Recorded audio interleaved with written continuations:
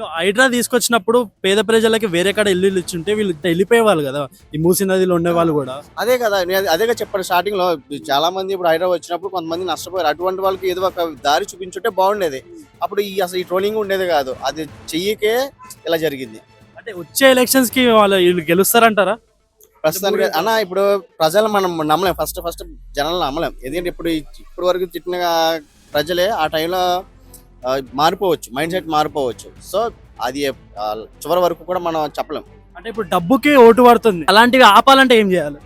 ఇది మనం ఎవరు ఏమి చేయలేరన్న. ఎందుకంటే రాజకీయ నాయకులు కాదు చేసేది. ఇది ప్రజలే మారాలి. ఫస్ట్ వాళ్ళలో మార్పు రావాలి.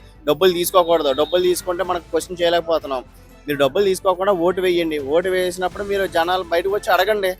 నేను చెప్తారు కదా, కాలర్ పట్టుకుని అడగండి. ఎందుకు అడగలేకపోతున్నారు? మీరు మీరు డబ్బు తీసుకోకుండా ఓట్లు వేసి మీరు అప్పుడు బయటకు రండి. బయటకు వచ్చి అడగండి. అప్పుడు క్వశ్చన్ చేయండి. మీరు ఎలా క్వశ్చన్ చేయకుండా డబ్బులు తీసి ఓటేసేస్తున్నారు, తర్వాత మీరు క్వశ్చన్ చేసి రైట్ మీరు కోల్పోతున్నారు కదా.